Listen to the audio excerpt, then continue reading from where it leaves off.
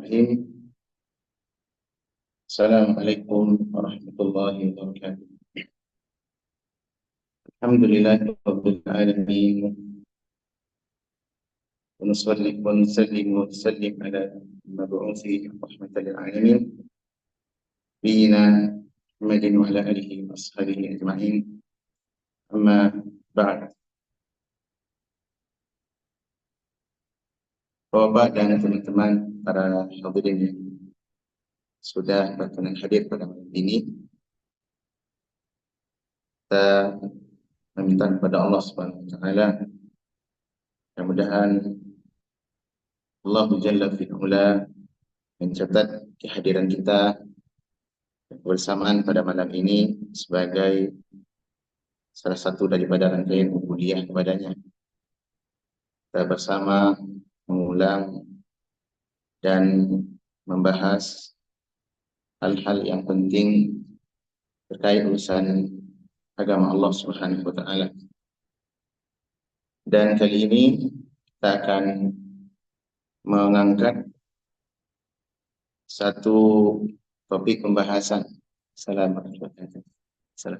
Satu topik pembahasan yang bahasannya merupakan poin lanjutan dari materi sebelumnya. Itu kalau di materi sebelumnya kita belajar tentang apa kemarin? Mengenal alam jin, ya. Alam jin dan dunia mistik. Kemudian di materi sebelumnya juga pernah kita belajar tentang manusia sejatinya sedang dalam perjuangan. Nah, malam ini kita akan bawakan topik yaitu titik perjuangan terakhir. Titik perjuangan terakhir. Apa yang dimaksud dengan titik perjuangan terakhir? Yaitu ada perjuangan manusia, dan yang kedua adalah perjuangan iblis serta pembantu-pembantunya untuk sesatkan manusia. Teman-teman yang terhormat, kita sudah menyadari tentunya bahwa setiap manusia mereka berada di perjuangan masing-masing. Tidak ada seorang pun yang hadir di muka bumi ini tanpa melewati yang namanya kesulitan, ujian, dan perjuangan. Baik kita sebagai manusia ataupun bangsa jin yang mereka diciptakan oleh Allah Subhanahu wa taala sebagai makhluk yang membersamai kita, namun alamnya berbeda. Tentang manusia Allah Subhanahu wa taala berfirman, ya ayyuhal insan innaka kadihun ila rabbika kadahan famulaqih. Wahai sekalian manusia, sesungguhnya setiap kalian itu sedang berada di dalam satu perjalanan.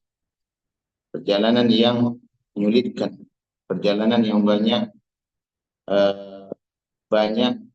trouble-nya, banyak permasalahan, ya, banyak ini dan itunya, ya. Kemudian setelah itu kalian akan bertemu dengan Allah Subhanahu wa taala. Dan ini semua orang, baik orang baik ataupun orang yang tidak baik, saleh ataupun orang yang saleh, muslim ataupun kafir, mereka sama. Manusia sama berada di satu perjalanan. Dan titik akhir perjalanan dan kembali kepada Allah Subhanahu wa taala. Nah, kita sebagai manusia, maka ada perjuangan ini akan ditentukan pada titik akhir, di mana titik sebuah perjalanan ini akan berujung kepada ending daripada perjuangan. Nah, ending itu teman-teman itu yang menentukan. Ending itulah yang menentukan, ya, perjalanan yang kita sedang tempuh, maka akan ada batasan akhir. Nah, batasan akhir itulah yang akan menentukan. Oleh karenanya, kalau kita berbicara tentang titik perjuangan terakhir kita bagi pada dua. Pertama, titik perjuangan kita sebagai manusia, ya, di saat kita akan berpisah dengan dunia, itulah saat-saat yang penuh dengan perjuangan. Saat momen waktu yang medannya sangat sulit. Dan itulah perjuangan terakhir kita sebagai muslim di dalam mempertahankan apa? Mempertahankan Islam. Di dalam mempertahankan Islam. Ini yang pertama. Ya. Dan yang kedua nanti juga ada upaya daripada iblis, syaitan di dalam menyesatkan manusia. Ya. Mereka berjuang juga penuh kelelahan. Perjuangan tentu. Tidak mudah perjuangan syaitan di dalam menyesatkan manusia. Walaupun memang banyak korban yang berjatuhan. Tetapi mereka juga ada upaya, ada kesulitan yang mereka lewati. Yang berjalan mulus, tapi juga tidak sedikit jalan yang berliku, jalan yang sulit. Nah, saat-saat yang akan mereka gunakan untuk berjuang dengan perjuangan terakhir, itulah di saat kita meninggal dan berpisah dengan dunia. Sekarang kita lihat yang pertama. Manusia, dan khusus kita sebagai muslim, titik perjuangan terakhir kita itulah di saat akan berpisah dengan dunia. Ketika kita akan meninggal dunia, itulah titik perjuangan terakhir. Dan idealnya, kehidupan yang paling bagus itu adalah hidup sebagai muslim yang baik, kemudian kita wafat di atas Islam. Ini kehidupan ideal, Pak. Tidak ada lebih ideal daripada ini. Kehidupan yang ideal itu adalah kehidupan seseorang sebagai muslim yang baik, amalkan syariatnya, mempraktikkan agamanya, menjauhi yang dilarang oleh syariatnya, ya. Kemudian dia di atas perjuangan itu sampai dia meninggal dunia. Inilah perjuangan yang ideal. Dan ini yang Allah kehendaki daripada kita. Coba kita simak bagaimana ayat yang sering kita dengar, ya. Dalam Al-Quran Allah memberikan wasiat. Ya ayyuhalladzina amanu. Wahai orang beriman. Ittaqullah haqqa tuqatih. Bertakwalah kalian kepada Allah dengan sebaik-baik ketakwaan. Ya. Kemudian apa wasiat berikutnya? Wala tamutunna illa wa antum muslimun. Jangan kalian wafat kecuali kalian sebagai status muslim. Gitu. Perhatikan di sini ada dua wasiat. Pertama, Allah memerintahkan kita untuk bertakwa sebaik-baik takwa. Dan ini adalah standar yang optimal. Standar yang ideal yang Allah kehendaki daripada kita, capailah tingkat ketakwaan kepada Allah dengan seoptimalnya. Apa maksud takwa? Di antara makna takwa yang difahami oleh para ulama adalah tauhid. Tauhidkan Allah, esakan Allah dengan sebenar-benarnya dan jauhi larangan. Ya. Sebenarnya sebutkan Imam Al-Qurtubi dalam tafsir beliau ketika membawakan ayat dalam surah Maidah, "Innama yataqabbalullahu minal muttaqin." Semuanya Allah hanya menerima ibadah itu dari orang-orang yang bertakwa saja. Siapa yang bertakwa? Ini orang-orang yang menjauhi kesyirikan. Ini yang maksud dengan at-taqwa. Baik. Dan ini standar yang maksimal. Kemudian apa kata Allah? Wala tamutunna illa wa antum muslimun. Dan jangan kalian wafat kecuali sebagai seorang muslim. Perjalanan untuk wafat sebagai seorang pertama, perjalanan untuk meraih ketakwaan yang tertinggi, teman-teman, ini bukan hal yang mudah. Butuh perjuangan. Ya, terkadang kita jatuh bangun untuk meraih apa, Pak? Meraih ketakwaan. Tak mudah. Simsalabim langsung jadi lelaki yang saleh, wanita yang salehah, itu enggak semudah itu. Butuh proses. Sekarang kita jungkir balik, ya. Jatuh, bangun lagi. Untuk mencapai apa? Ketakwaan kepada Allah Rabbul Alamin. Tetapi inilah perjuangan kita sebagai manusia. Nah, setelah itu, sekiranya kita tidak mampu mencapai ketakwaan yang tertinggi, maka jangan lewati batasan minimal. Apa itu? Wafatlah kalian sebagai seorang muslim. Jangan di luar itu. Ya, jangan di luar itu. Nah, perjuangan untuk menuju ke sana, teman-teman, butuh masa yang sangat lama, kemudian perjuangan yang tidak sedikit hambatannya. Tidak sedikit hambatannya untuk wafat sebagai seorang muslim. Kenapa, Pak? Karena musuh banyak. Aral yang melintang itu tidak sedikit. Jalan berlubang, jalan mendaki, jalan menurun, mana jalan licinnya. Terkadang musuh datang dari kiri, dari kanan, dan seterusnya. Artinya, untuk sampai ke titik finish, ini adalah perjuangan yang sangat hebat. Ya, perjuangan yang sangat hebat. Dan yang menentukan itu adalah titik akhir. Ya, kalau kita kayak ada lomba ya, kompetisi lari contohnya. Garis start itu adalah garis yang sedang kita memulai perjuangan menuju koordinat. Apa koordinatnya? Koordinat akhir, koordinat finish. Nah, untuk menentukan seseorang itu pemenang atau tidak, lihat di akhir perjalanan. Ya, di akhir perjalanan. Nah, sampai ke batas akhir itu teman-teman, hambatan-hambatan sangat banyak. Di antara hambatan yang paling berat apa itu? Adanya musuh kita, syaitan. Musuh yang tidak terlihat. Syaitan itu musuh kita, Pak. Musuh yang berat. Kenapa berat? Karena keberadaannya tidak bisa diraba. Dia tidak bisa dilihat. Iya, tetapi sejatinya mereka adalah musuh kita. Allah berfirman, "Innahu yarakum huwa wa qabiluhu min haitsu la tarawnahu." Sesungguhnya syaitan dan iblis dan kawan-kawannya bisa melihat kalian dari arah kalian yang tidak bisa melihat mereka. Daripada hukum asalnya apa kemarin? Syaitan itu adalah musuh kita dan mereka adalah musuh yang berat karena tidak bisa dilihat. Jadi kalau ada orang normal tidak bisa lihat syaitan. Mari kita sudah ulang ya. Orang yang normal, manusia normal tidak bisa melihat syaitan. Mereka tidak bisa melihat jin. Kenapa? Dimensinya berbeda. Alamnya tidak sama dengan kita. Mereka makhluk yang Allah ciptakan sebagai makhluk gaib bagi kita. Tidak bisa dilihat, tidak bisa diraba. Jadi kalau ada orang normal Pak, yang mengaku saya bisa melihat syaitan.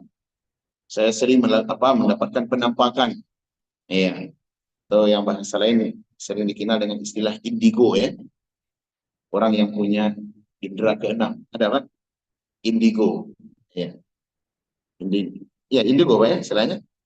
Orang yang memiliki indera keenam hal itu. Nah, orang seperti ini memiliki penyakit, orang memiliki klaim-klaim seperti ini, jangan itu dianggap sebagai sebuah prestasi, tapi sejatinya penyakit yang perlu diobati. Karena dia bukan prestasi Pak melihat syaitan itu. Syaitan itu, jin itu adalah makhluk yang tidak enak untuk kita lihat. Ya, justru kita melihatnya tidak enak makan, ya kan Pak? Tidak enak, membuat makan tidak enak, tidur tidak nyenyak. Kenapa? Bukan untuklah tidak bagus tuh dilihat. Jadi kalau ada orang melihat ngaku mengklaim melihat syaitan, maka itu bukan sesuatu yang perlu kita ajukan jempol ya. Ini adalah hal penyakit ya, sebenarnya penyakit itu. Dan orang-orang yang sering mengaku melihat syaitan atau melihat jin penampakan, sejatinya mereka adalah orang yang berdusta. Iya. Kalau tidak kena penyakit, berarti karena mereka adalah orang yang berdusta. Imam Syafi'i rahimahullah pernah menyatakan begini, waktu itu dari Ibnu Hajar Asqalani dalam Fathul Bari. Imam Syafi'i pernah mengatakan, "Man za'ama annahu yaral jinnah." Siapa saja yang mengklaim dia bisa melihat jin, ya, faqad abtalna syahadatahu. Maka kami tolak kesaksiannya. Kesaksiannya kami tolak. Apa maksud kesaksiannya? Kalau dia memberikan kesaksian tidak diakui. Kalau dia memberikan cerita tidak dibenarkan. Kenapa? Orang ini dianggap pendusta.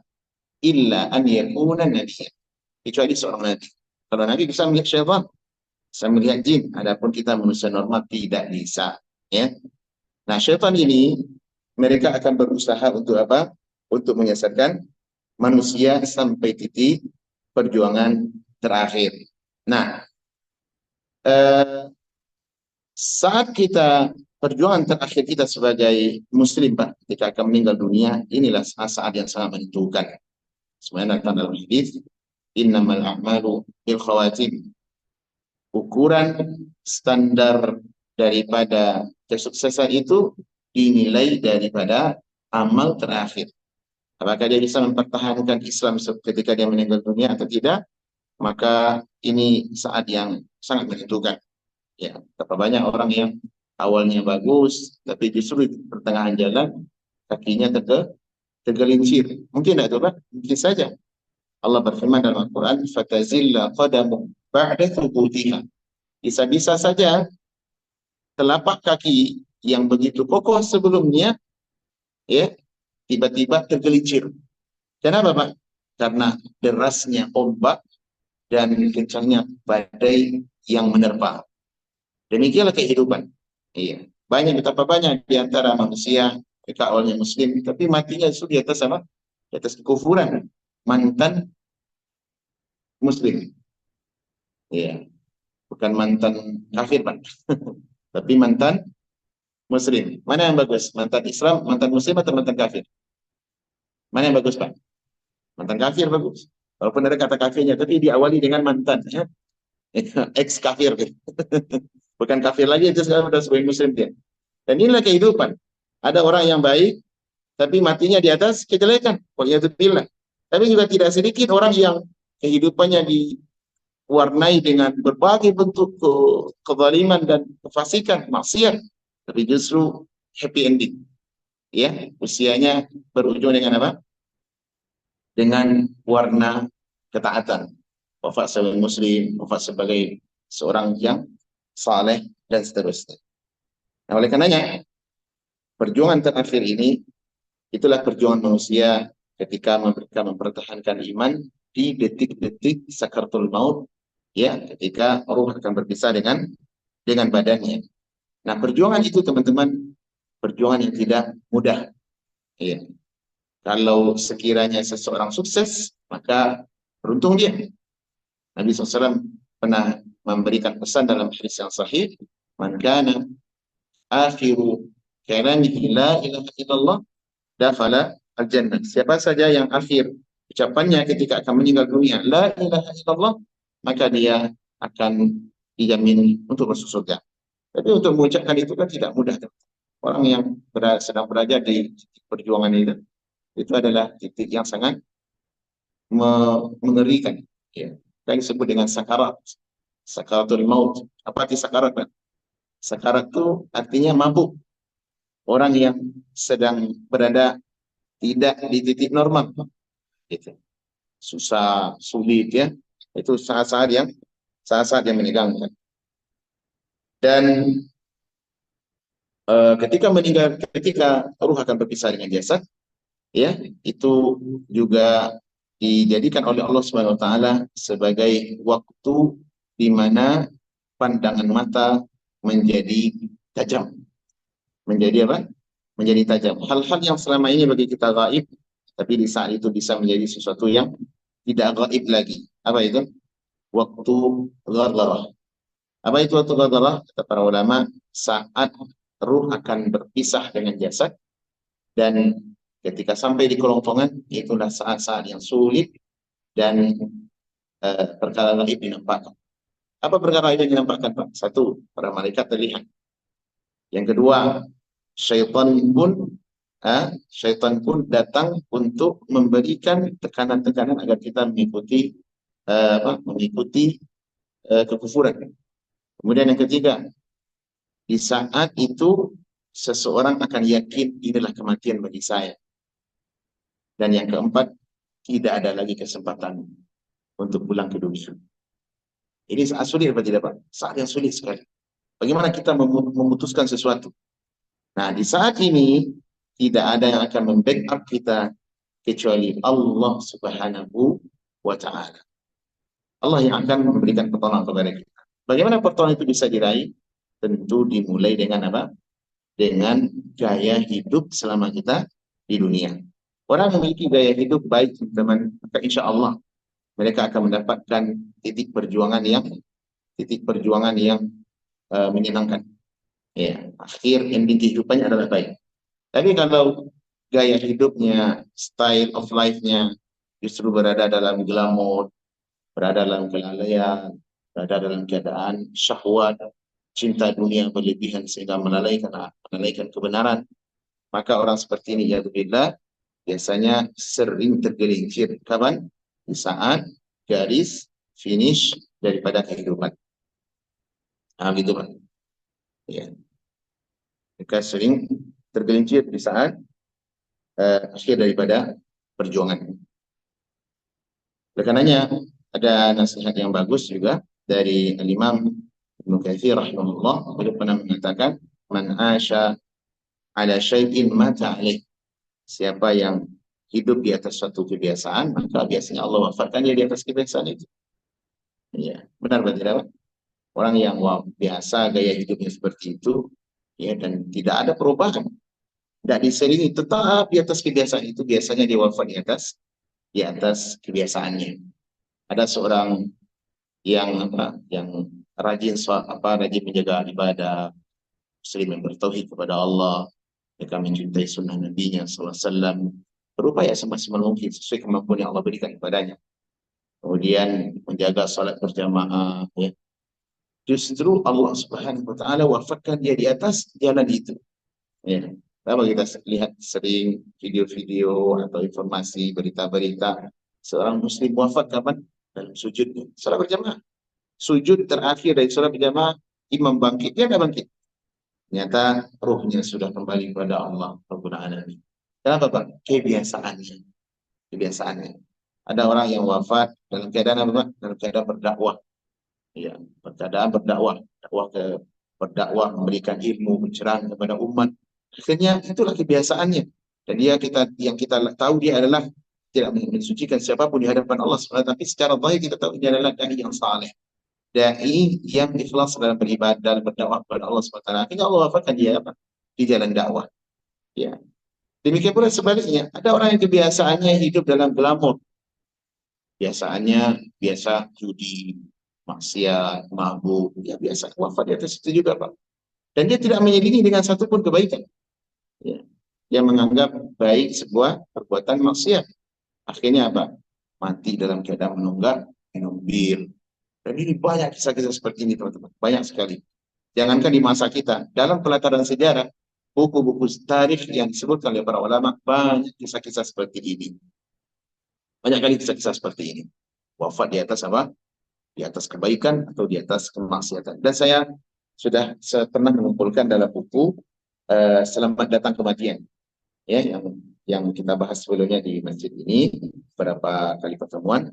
Di antaranya kisah-kisah para ulama seperti kisah Imam Ahmad rahimahullah. Beliau adalah ulama Ahlus Sunnah yang Allah wafatkan di atas kebaikan, ya. Allah wafatkan di atas apa? Di atas kebaikan. Kemudian juga Imam Abu Zur'ah Ar-Razi rahimahullah. Beliau diwafatkan oleh Allah Subhanahu wa taala juga di atas kebaikan. Ulama besar. Iya. Dan Abu Zur'ah Ar-Razi, beliau wafat dalam keadaan membacakan hadis hadis tentang talqin tadi. Maka akhir kalami la ilaha illallah dakhala jannah. Siapa yang akhir ucapannya dia ada dalam kalimat la ilaha illallah dia masuk surga, dan itu dibaca dengan matan dengan sanadnya Pak. Sanad dari Abu Zur'ah Ar-Razi sampai kepada Nabi SAW. Coba dalam keadaan dia mau meninggal dunia sempat mengucapkan kalimat itu dalam bentuk penyampaian ilmiah, boleh beliau meninggal dunia. Ada lagi Syekhul Islam Ibn Taimiyah rahimahullah. Biasa itu beliau di atas dakwah, mengkaji kitab-kitab para ulama, membaca Al-Quran, membaca hadis. Justru beliau wafat dalam penjara dalam keadaan membaca ayat terakhir dari surat Al-Qamar. Fi jannatin muqtadir. Ya, mereka berada di dalam surga, ya, yang berada di sisi Allah SWT. Kemudian setelah beliau wafat. Kenapa Pak? Kebiasaan. Karena itu carilah habitat yang baik. Ya, gaya hidup yang ideal, yang bagus. Ya, rangkaian kebaikan menuju kebaikan berikutnya. Jangan justru kita berada di atas lawannya. Tapi juga tidak sedikit orang-orang yang wafat di atas di atas kebiasaan buruk. Ya. Nah, inilah perjuangan pertama teman-teman kita sebagai manusia. Bagaimana titik perjuangan terakhir agar kita wafat sebagai muslim, ya, mempertahankan Islam, dan tentunya tidak akan mudah kita raih kecuali dengan pertolongan Allah Subhanahu wa taala. Setelah itu kita tempuh dengan membiasakan pengamalan syariat yang benar. Baik, ini titik perjuangan pertama. Jadi perjuangan kedua teman-teman, itulah perjuangan mereka bangsa jin Ternyata mereka adalah makhluk yang Allah jadikan sebagai fitnah, ujian bagi kita manusia.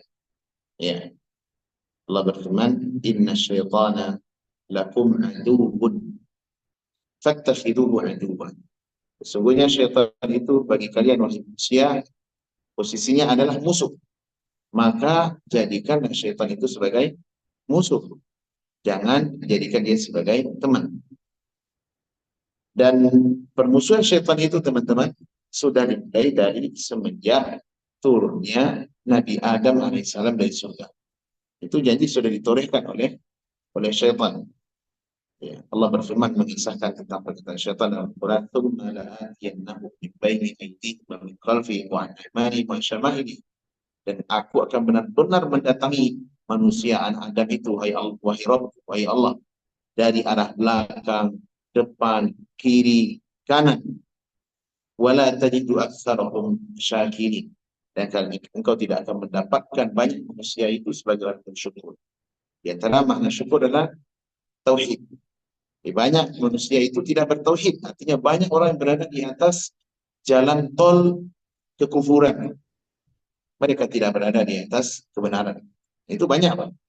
Berapa kalkulasi penduduk bumi hari ini antara muslim dan kafir? Mana yang banyak, Pak? Mana yang banyak? Kafir lebih banyak. Lebih banyak kafir. Dan itu bukti keberhasilan syaitan. Di dalam apa, Pak? Dalam menyesatkan manusia. Janji yang sudah mereka torehkan.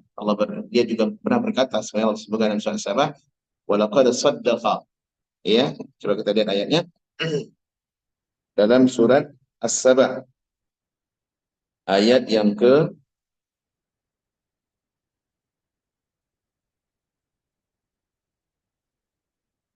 dan ini janji yang pernah disampaikan oleh iblis ya di hadapan Allah Subhanahu wa taala. Apa kata Allah dalam Al-Qur'an mengisahkan tentang komitmen iblis atau syaitan dan kawan-kawannya di dalam menyesatkan manusia. Dalam surat Sabah ayat yang ke-20, wa laqad saddaqa 'alaihim iblisu dhannahu. Dan sungguh iblis telah membenarkan atau menepati persangkaannya ya di dalam menyesatkan manusia. Fattaba'uhu illa fariqam minal mu'minin. Akhirnya manusia pun juga banyak mengikuti persangkaan iblis tadi. Apa persangkaannya? Saya akan benar-benar menyesatkan manusia itu seluruhnya tanpa terkecuali. Kecuali sedikit saja di antara mereka. Ya, kecuali sedikit saja di antara mereka. Akhirnya apa, Pak? Iblis pun berhasil di dalam mencapai target yang pernah dia buat. Bukan berarti, Pak, ini janji ini kapan diucapkan oleh iblis? Ketika dia bertikai dengan ayat kita Adam alaihissalam. Padahal saat itu manusia masih sedikit. Ya, manusia masih sedikit. Pertanyaannya, apakah iblis tahu perkara gaib?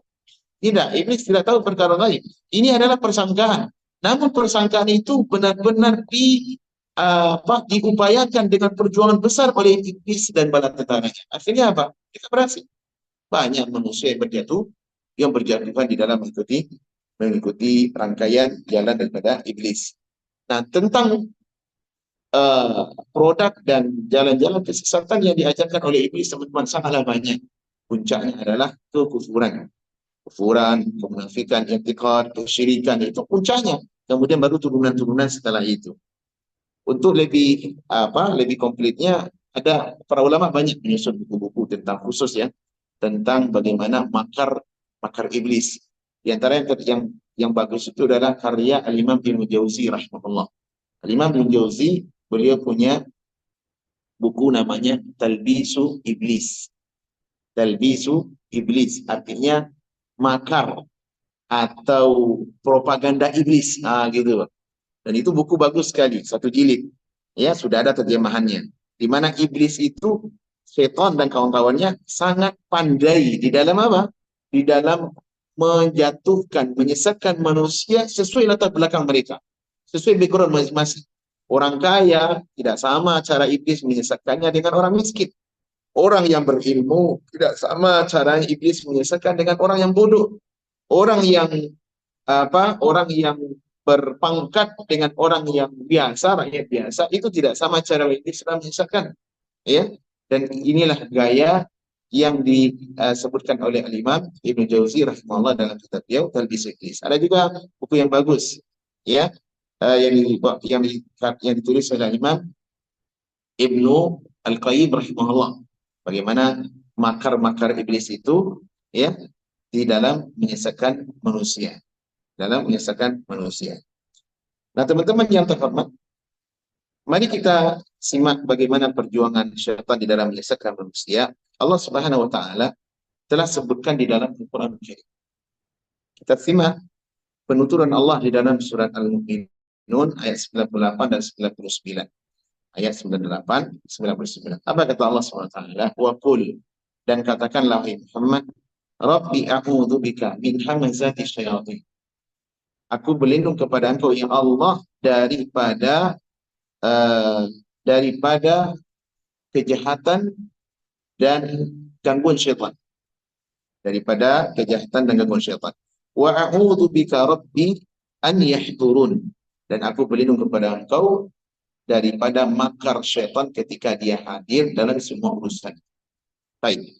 Ayat ini teman-teman dibawakan oleh para ulama sebagai penjelas bahwasanya syaitan, iblis dan bala tentaranya, mereka juga memiliki titik perjuangan terakhir untuk menyesatkan manusia.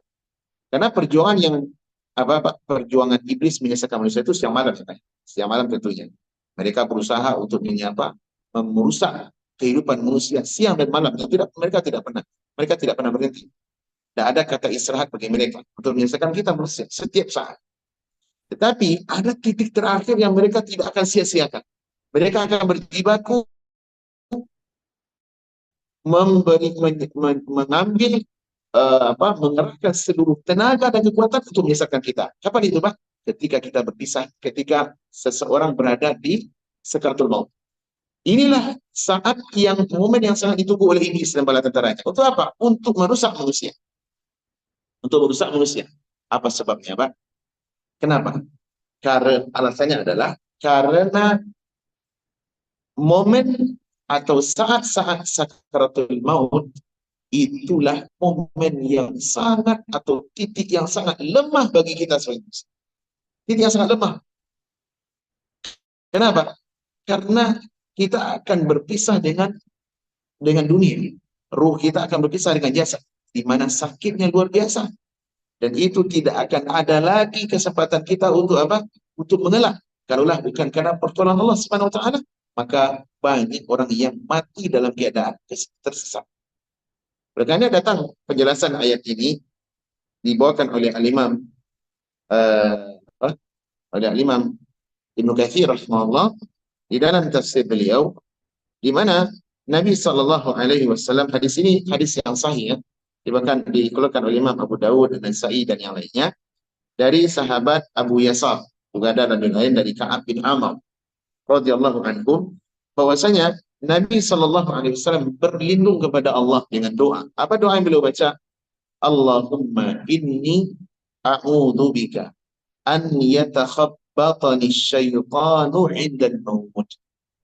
Ini hadis ini dibawakan oleh Ibnu Katsir ketika menjelaskan ayat tadi. Apa ayat tadi, Pak? Ucapkanlah wahai Muhammad. Ini kalau perintah kepada Nabi Muhammad SAW juga perintah untuk umat beliau. Kalau Nabi saja diperintah, apalagi orang-orang kayak kita yang penuh dengan kelemahan dan kesalahan dan dosa. Tentu kita lebih utama untuk baca doa ini. Apa doa itu? Allahumma inni a'udzubika. Ya Allah, aku berlindung kepada Engkau. Dari apa? An yatakhabbatani syaitanu 'indal maut. Aku berlindung kepada Engkau ya Allah dari pukulan syaitan, dari dari ikut campurnya syaitan dikala aku menemukan sakaratul maut. Di sini hadis sahih, disebutkan oleh disahihkan oleh Syekh Al-Albani dalam Sahih Sahih. Apa penjelasan hadis ini, Pak? Ini adalah argumentasi yang terang berdasarkan ayat tadi dan hadis ini, bahwasanya syaitan juga memanfaatkan, ya, saat-saat perjuangan terakhir kita sebagai perjuangan terakhir mereka. Untuk apa, Pak? Kita tadi berjuang terakhir untuk apa? Perjuangan kita terakhir mempertahankan wafat di atas Islam. Adapun syaitan juga berusaha memperjuangkan, mengerahkan seluruh tenaga dan kemampuan mereka untuk berusaha untuk membuat kita mati tidak di atas Islam. Nah, itu perjuangan apa? Makanya Nabi SAW di saat detik yang lemah ini beliau berlindung berserah diri kepada Allah. Ya Allah, lindungi aku daripada an yatakhabbatani syaitanu indal maut. Jangan sampai syaitan memberikan pukulan, menyesatkan aku ya ketika aku berada di apa? Di sakratul al-maut. Mana takhabbat, teman-teman, adalah al-ifsad. Ini merusak. Apa yang dirusak oleh syaitan? Dirusak adalah akal, kemudian agama. Dan ini terbukti. Di dalam perjalanan sejarah, terbukti bahwasanya momen yang sangat dinanti oleh syaitan itu adalah momen titik lemahnya manusia ketika berada di ujung, di ambang sakaratul maut. Ya, ambang sakaratul maut. Maka dari itu, disebutkan oleh para ulama dalam kitab-kitab mereka bahwasanya anna syaitana ashadda ma yakunu ala ibni Adam hina al-maut, inda al-maut. Bahwasanya kondisi yang sangat diperjuangkan oleh syaitan untuk merusak anak Adam adalah di saat mereka berada di menghadapi kematian. Sampai syaitan itu berkata, yaqulu li a'wanihi, dan dia berkata kepada teman-temannya, dunakum hadza, jangan sampai kalian lewatkan kesempatan orang ini. Artinya ketika kita sudah mau sakaratul maut ini pada kan sini, syaitan sering manggil satu yang lain. Ayo ke sini. Jangan lewatkan kesempatan orang ini. Untuk apa? Kita sesatkan. Iya. Fa innahu in fatakum lan taghfalu bihi abada. Karena kalau kalian sudah lewatkan momen ini, artinya dia wafat di atas Islam, kalian akan beruntung. Dan akan ada peluang lagi untuk menyesatkan orang ini. Kalau kita sudah meninggal dunia, wafat di atas Islam, maka tidak ada lagi peluang syaitan untuk mengganggu kita. Beda hanya di dunia. Kalau di dunia siang dan malam mereka mengganggu kita. Tapi kalau sudah meninggal dunia, alam yang akan kita tempati berbeda. Oleh karenanya inilah momen yang paling ditunggu oleh syaitan. Di dunia kalau mereka tidak berhasil membuat kita keluar dari Islam, tunggu saat-saat apa? Saat-saat kita sakaratul maut. Oleh karena itu teman-teman, perhatikan ini perjuangan, dua perjuangan yang berbeda. Perjuangan muslim mempertahankan keimanan dan perjuangan syaitan membuat kita keluar dari Islam. Ya, dan dua perjuangan ini adalah titik ambang terakhir daripada apa? Sebuah usaha yang besar. Sebuah usaha yang besar. Oleh karena itu teman-teman, tidak ada jalan lain bagi kita kecuali berlindung kepada Allah Subhanahu wa taala. Kenapa? Karena syaitan selalu hadir di dalam seluruh aktivitas kehidupan kita. Mulai dari aktivitas kehidupan dunia sampai kepada aktivitas kematian. Mati pun kita masih tetap di apa? Masih mereka tetap hadir membersamai kita. Datang dalam Sahih Muslim dari sahabat Jabir bin Abdullah radhiyallahu anhu, bahwasanya Nabi SAW bersabda, inna syaitana yahduru ahadakum inda kulli syai'in min sya'ni. Sesungguhnya syaitan itu selalu hadir, berusaha untuk hadir pada setiap kalian di dalam atau di seluruh aktivitas kehidupan. Ya, di seluruh aktivitas kehidupan kita. Ketika mau makan, syaitan hadir. Apa ini? Bermakan bersama kita. Ketika masuk rumah, mereka hadir bersama kita. Masuk rumah. Ya, rumah kita sepi dari apa namanya? Dari penghuni, mereka hadir masuk rumah.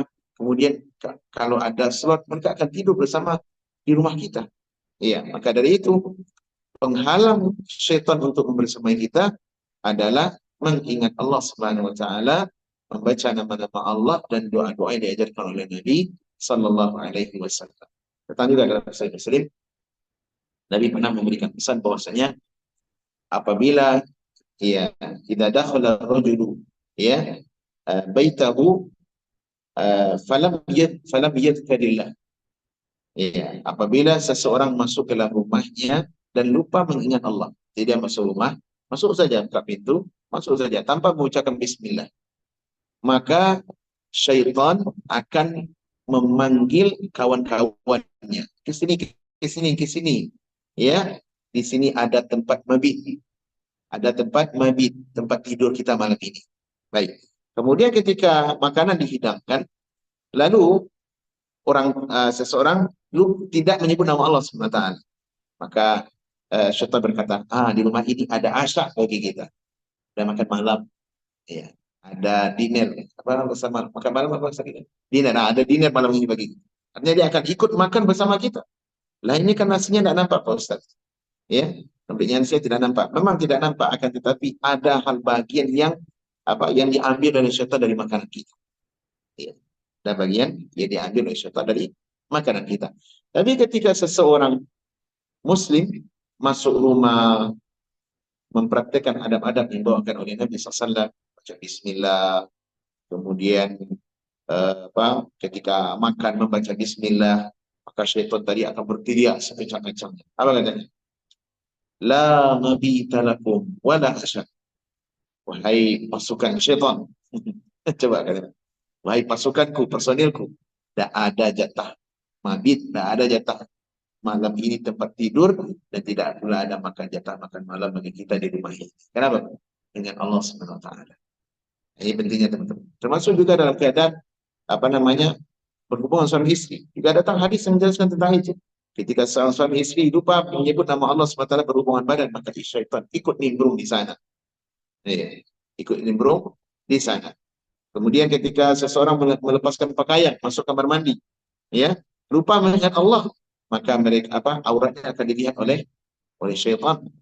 Ya. Coba Pak, aurat kita mau ada dilihat oleh syaitan? Tidak mau kita. Tidak mau kita aurat kita ke rumah kita. Tidak mau auratnya dilihat oleh syaitan. Tidak mau. Manusia aja yang aurat kita malu, kita geli kita. Apalagi oleh syaitan. Maka dari itu pesan Nabi SAW, sitru baina aurati bani Adam wa wa wa ainul jin wa ainul syaitan bismillah.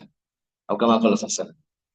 Pembatas antara aurat anak Adam dengan pandangan mata syaitan adalah ketika dia membaca bismillah. Jadi kalau kita melepas baju untuk mandi, jangan lupa baca bismillah. Ketika masuk kamar mandi, dahulukan kaki kiri, kemudian kita baca Allahumma inni a'udzubika minal khubuthi wal khaba'ith. Ya Allah, aku berlindung kepada Engkau dari al-khubuthi wal khaba'ith. Apa artinya? Khubuth wal khaba'ith apa artinya? Dari syaitan laki-laki dan syaitan perempuan. Ini dalil, ini Sahih Bukhari. Ini dalil menunjukkan maksudnya syaitan itu juga ada jenis kelamin, ada laki dan perempuan, Pak. Gitu. Iya, Pak.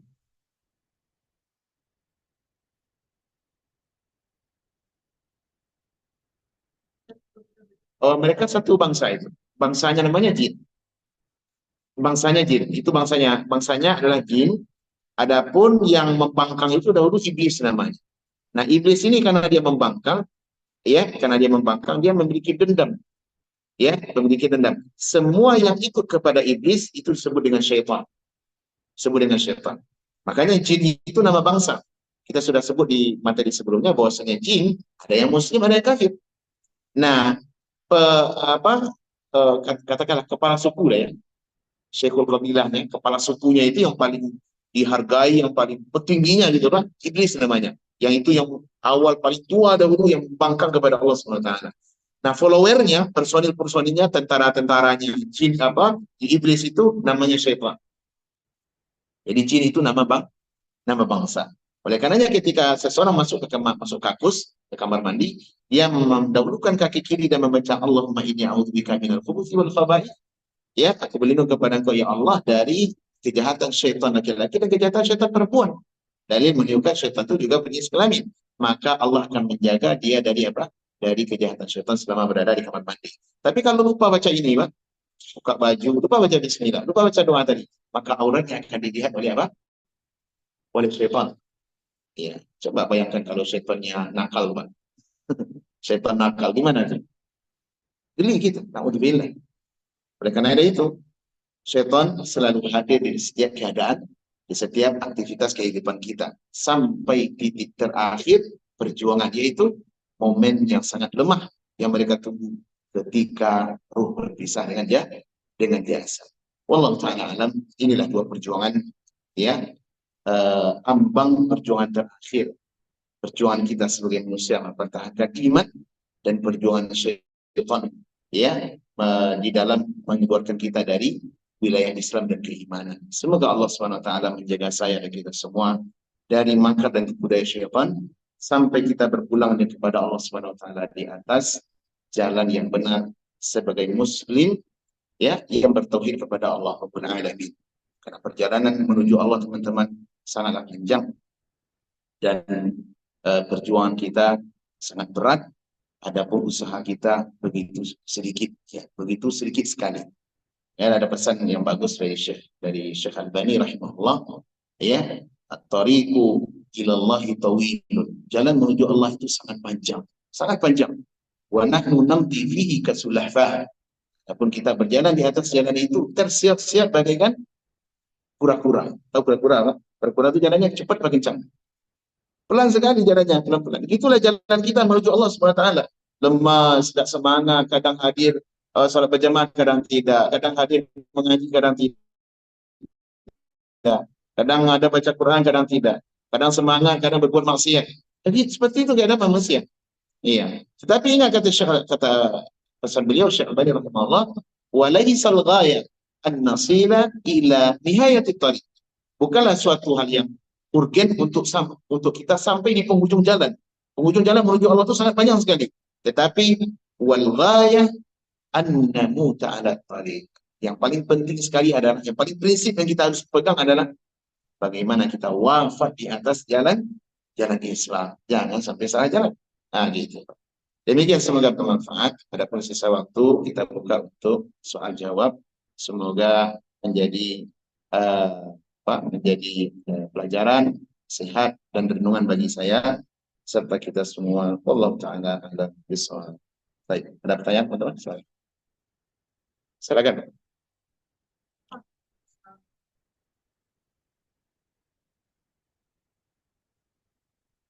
Baik. Iya. Iya. Yang disebut Pak ya? Bagus. Syaitan itu sebenarnya sifat, Pak. Sifat. Syaitan itu dia adalah sifat, sifat yang beringas, sifat yang apa namanya, yang jahat, yang menimbulkan kerusakan, yang memberikan was-was kepada manusia, mengalihkan kebenaran kepada kebatilan, mengatakan kebatilan sebagai kebenaran. Alladzi yuwaswisu fi sudurin nas minal jinnati wan nas. Itu adalah sifat syaitaniah itu. Sifatnya. Oleh karena yang kita berlindung kepada Allah daripada sifatnya, baik pelakunya iblis ataupun bangsa jin yang lain. Paham? Maka dari itu kita diajarkan oleh Al-Quran, a'udzubillah minasyaitani ar-rajim. Berlindung kepada Allah dari apa? Dari kejahatan syaitan yang dirajam, yang terkutuk, ya, dirajam. Karena syaitan itu lebih kepada mengacu kepada sifat yang beringas, sifat yang jahat. Segala bentuk kejahatan yang ada di muka bumi, keberingasan, kezaliman, pembunuhan, pembantaian, maksiat, dan kroco-kroconya, maka itu adalah sifat syaitaniyah. Kita berlindung kepada Allah daripada kejahatan. Wallahu a'lam. Silakan yang lain. Ada tambahan barangkali sekali. Ya Pak.